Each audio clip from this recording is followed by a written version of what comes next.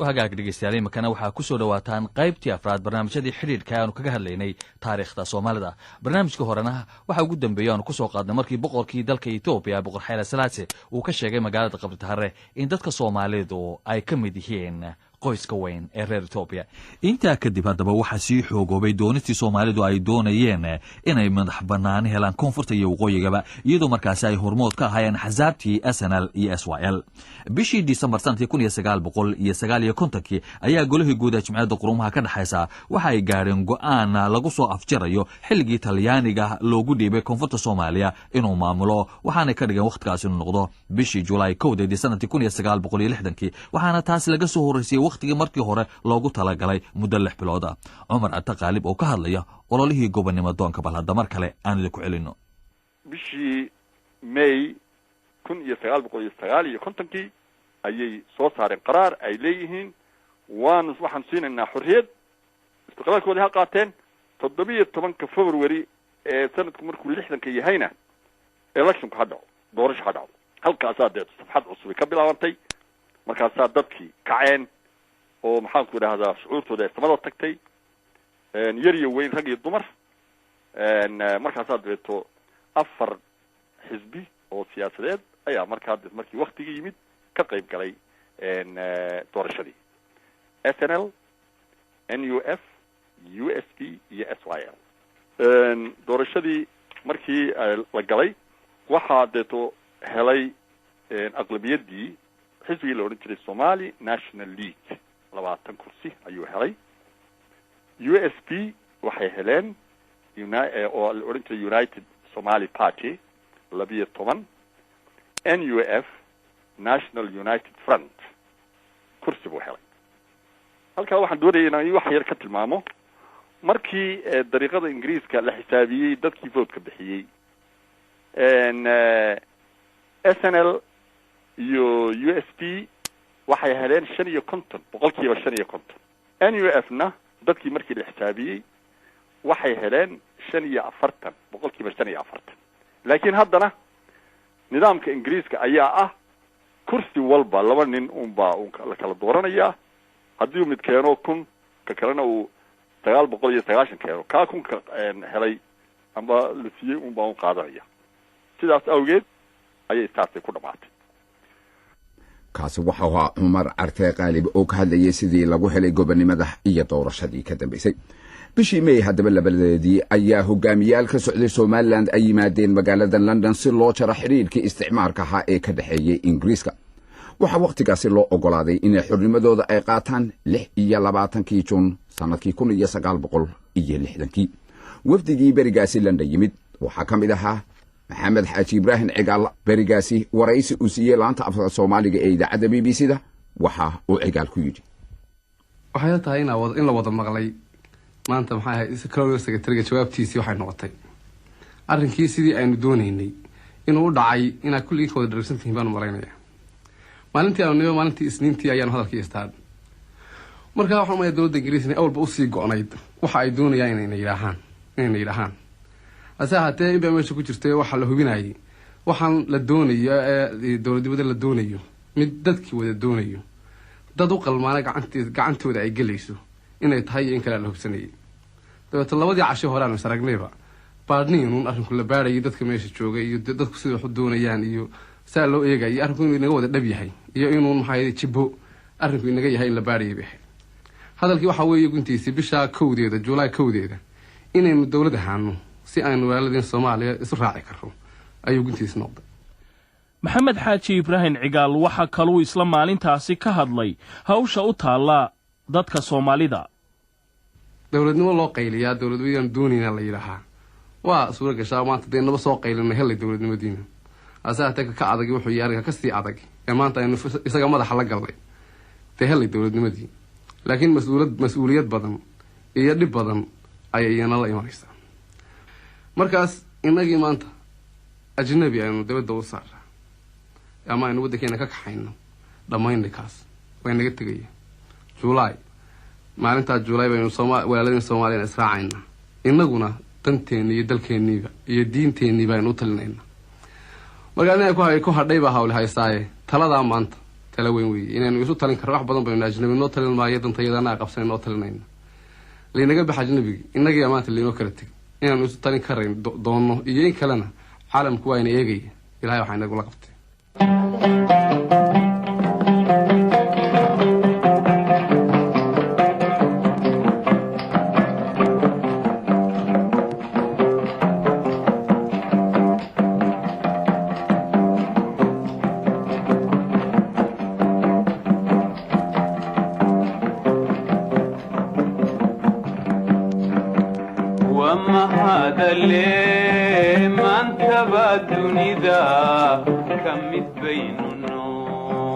وما هذا اللي ما انتبه الدنيا كم بيننا ما تهينيو ما بيحب بنان ما بيحب بنان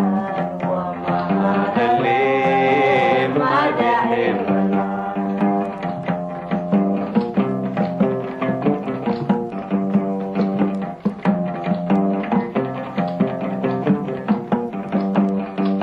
هذا اللي مقدقي ليس لقو ميريو وما هذا اللي مقدقي ليس لقو ميريو ما انتبه الليل وين موقنا هذا اللي ما بيحبنا وما هذا اللي ما بيحبنا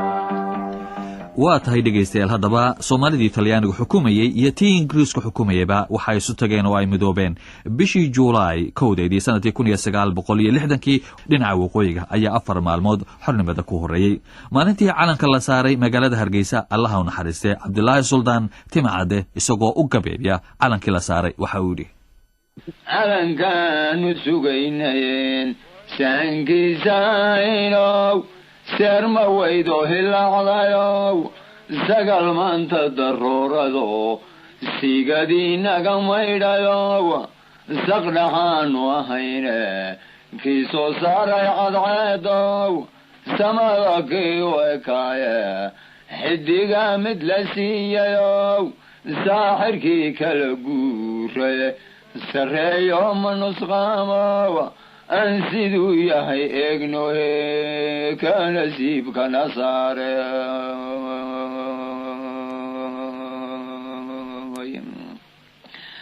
saahidiinta islaamkoe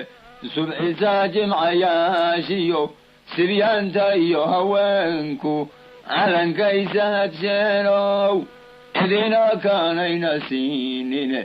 saatir noogu yabohayow saaxirkii kala guure sarreeyo ma nusqaamow aan siduu yahay eegnohe ka nasiibkana saare allah u naxariistee cabdilaahi suldaan timacadde oo ka gebiyey habeenkii calanka la saaray magaalada hargeysa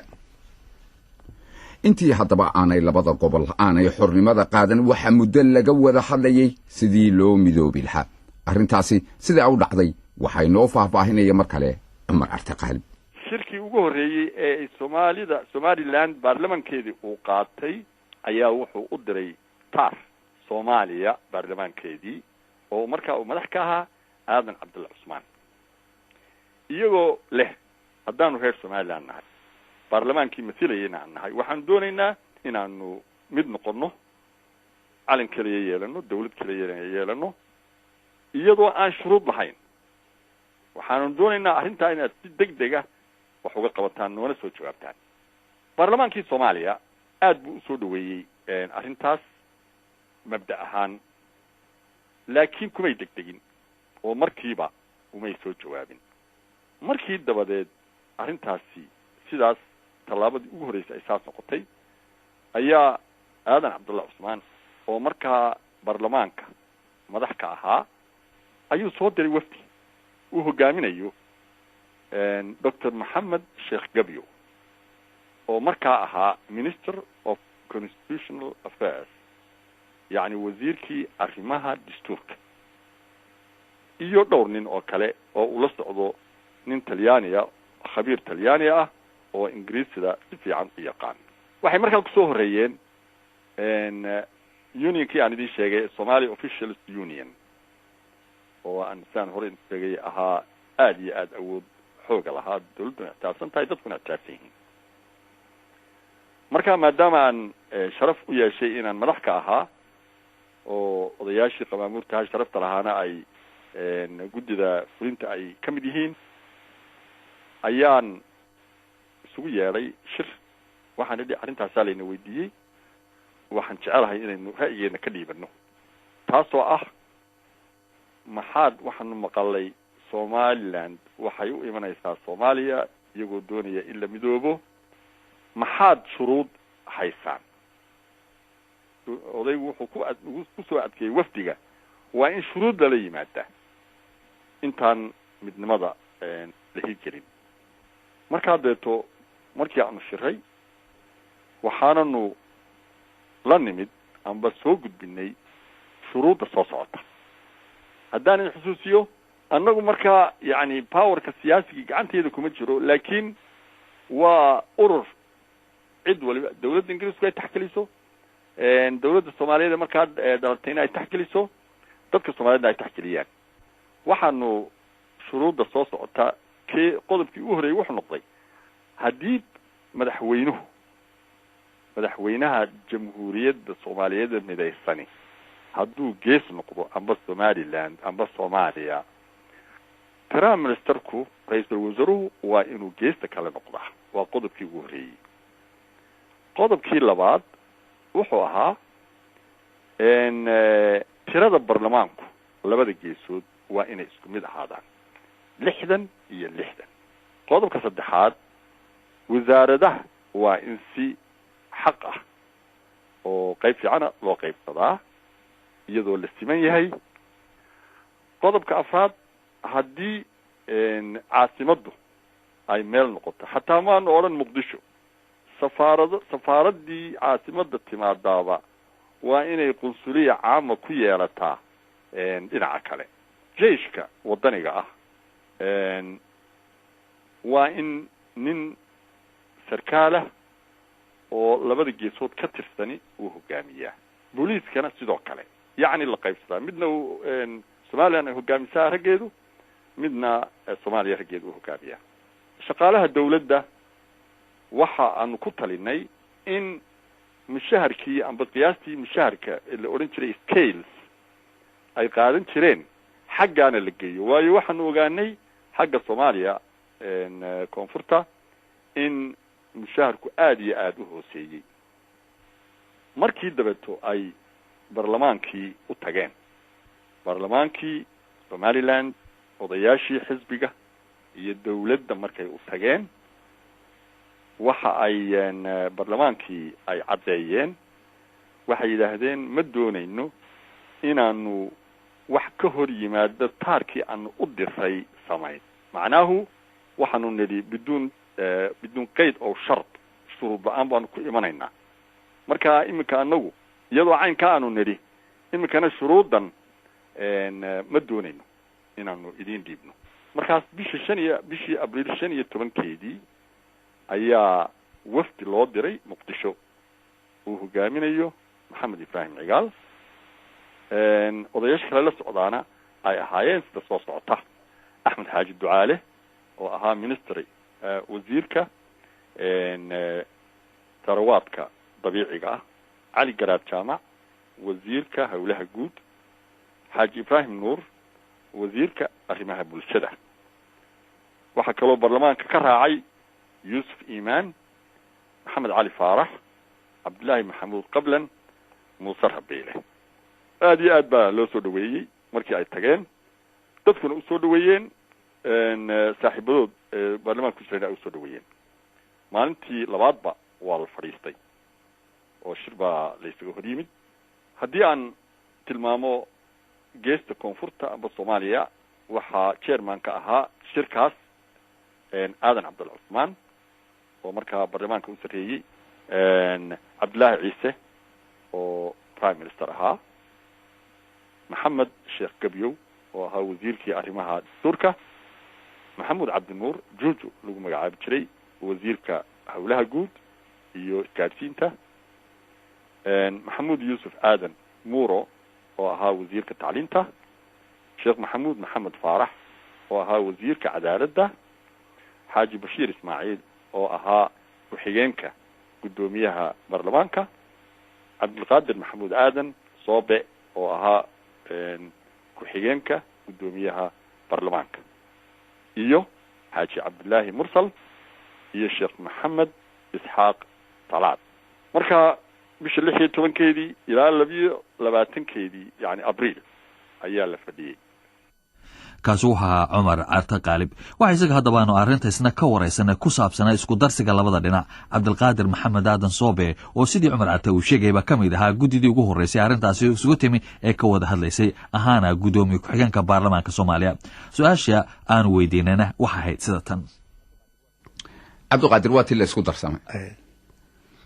sidii imika aad lahayd saraaxad ha loo wada hadlana dadka in wax badan laga qanciyay rabaan bini aadamku markii la isku darsaday wax shuruudihii may jirin oo waa tii la israacay soomaali weyn kalena waaba lasii doonayay maxay ku dhacday bay kula tahay adiga fikrad ahaan in koonfurtu madaxweynihii iyo ra'iisul wasaarihii iyo madaxdii ciidamada intuba ay koonfur noqdaan iyo caasimadii waxaan ku leeyahay waxay ku dhacday waxa waaye condition ma jirin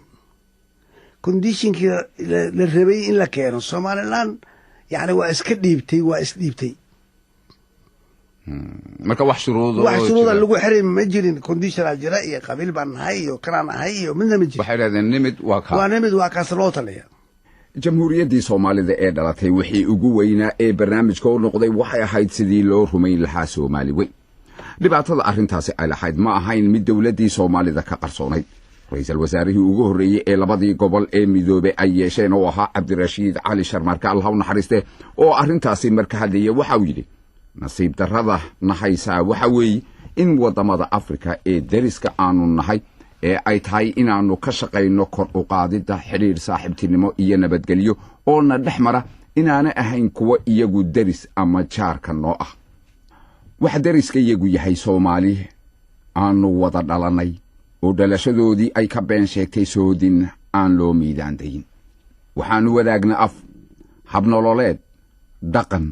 iyo diinba markaasi sidee ayaanu walaalahayo uga dhigi karnaa dad shisheeye ah 29 bishii abriil sanadkii 1961 ayuu Cabdirashiid ereyadaasi ku dhawaaqay haddaba cumar carte qaalib oo muddo dheer ahaan jiray wasiirka arrimaha dibadda ee Soomaaliya ka horna ahaan jiray danjira Soomaaliya dibadda oo fadhiya oo aan wax ka weydiinay dhibaatada Soomaaliya ay kala kulantay dalalkii kale ee Afrika marka ay timaado Soomaalidu dhulka ay sheeganayso waxa uu cumar yidhi markii istiqlaalka la qaatay Soomaalidu ay midowday waxa markaa dawladihii markaa jiray ay ka dhigteen bartilmaameed siyaasadda dibadda in la xoreeyo dalalkii kale ee Soomaaliyeed ee maqnaa waana la hareerayay bilxaqiiqa isbahaysi baa dhacay yani annagana la hareerayay yani Soomaalida la hareerayay iyadoo dawlad yar oo markaa soo koraysa ah ayaa ciriiri weyn la geliyay adi sababa waxay noqotay